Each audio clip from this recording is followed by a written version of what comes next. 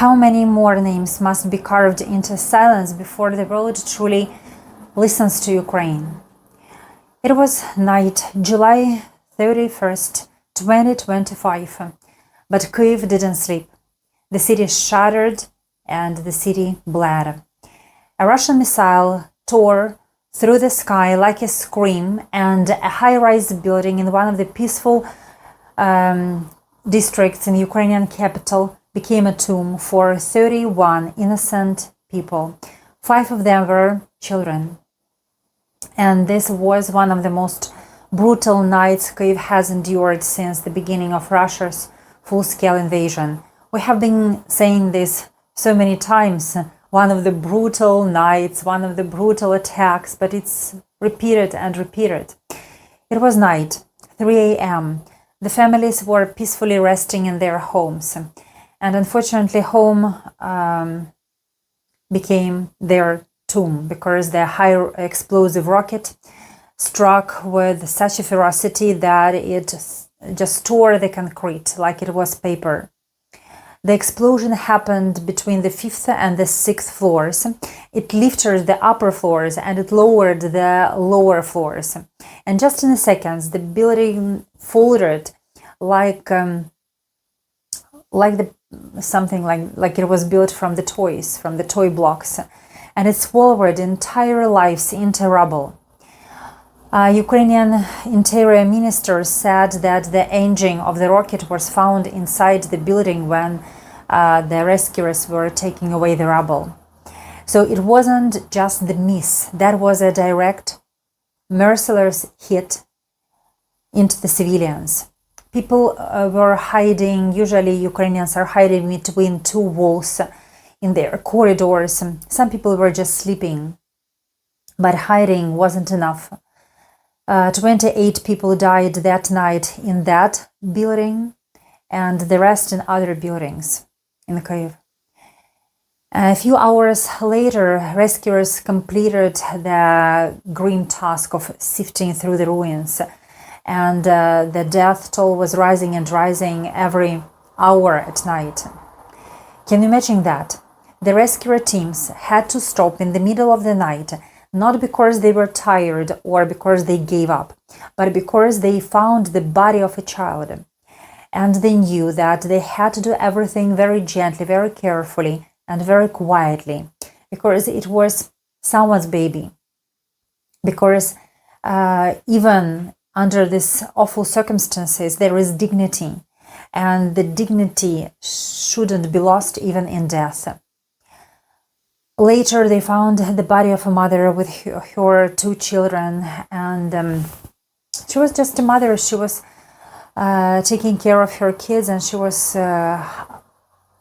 grasping them, holding them close, shielding them with her body. But this wasn't enough. Not against this kind of evil that Ukrainians can see every single night. On August the 1st, Kyiv was still. This day was declared as the mourning day, and across the city, people carried a lot of flowers and toys to the side where the building was standing. People were coming in silence. Some were crying with trembling hands, and this grief is enormous. We honor the people who lost their lives. We resist. And our president said clearly, what Russia is doing is unjustifiable. We will never forgive the killing of our people. Because these people, they are not numbers, they have names. They were dreams, birthdays, school bags. People had morning routines. And now everything is replaced by the black ribbons, by the frame photos, and this unbearable absence of the children and of the people who were alive just yesterday. And I want to tell to my international friends, if you're watching this, please not turn away, because this war is not a distant war. It's not just news. This is the genocide that is happening in real time in real time on our planet, against children, against Ukrainian homes, and even in the middle of that horror, I wanted to share with you one impossible story. It's a positive story. It's a small flicker of life that survived in these flames of war. Her name is Veronika, and she's a 23-year-old young woman, and she fell from the 9th floor, and see, she survived, miraculously survived. Now she's in a hospital bed. She has a broken leg, and she's trying to make sense of what happened. That evening she felt uneasy. Something in her spirit was trembling, and she felt something long before the sky exploded. She was walking home, and the drone attack already began. She was listening to the terrifying hum of Shahed's drone flying above, and she was scared. She tried to hide beneath the trees, but she persisted, and she went home anyway. On that day, she didn't go to shelter. Then there was the awful explosion that happened at night, deep at night.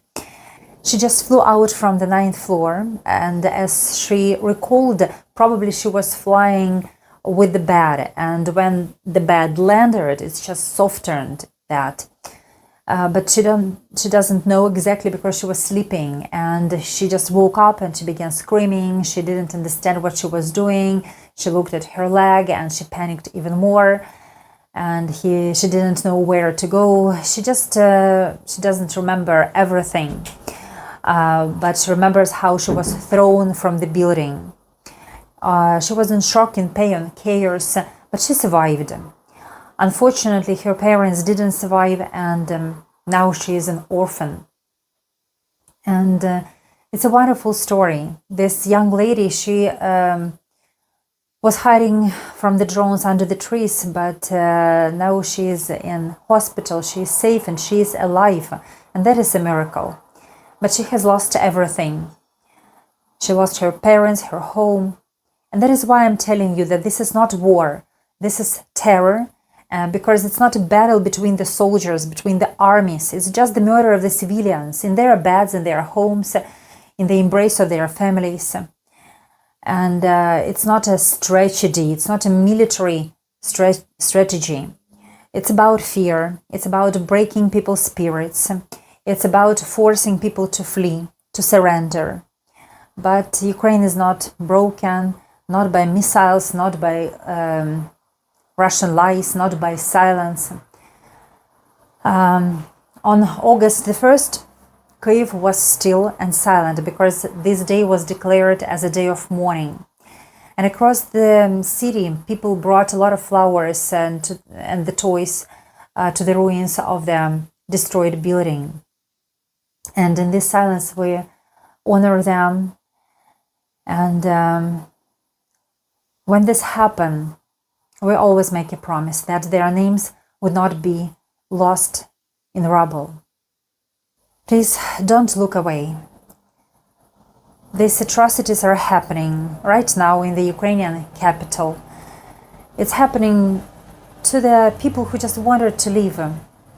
And if you stayed up until this moment in the video, thank you so much, because your attention matters, your voice matters, and your support keep these stories alive. Thank you so much for supporting my work on Buy Me a Coffee. It helps me to continue to share Ukraine's truth with the world. Ukraine has a beautiful history. It's a wonderful country. But the truth that is happening now is raw, painful, and real. And please subscribe to my young YouTube channel to hear these stories of resistance, of our memory, of our truth, of our unity, because together we can speak for those who cannot speak anymore. Together we can preserve their names and we can make the change. Слава Україні!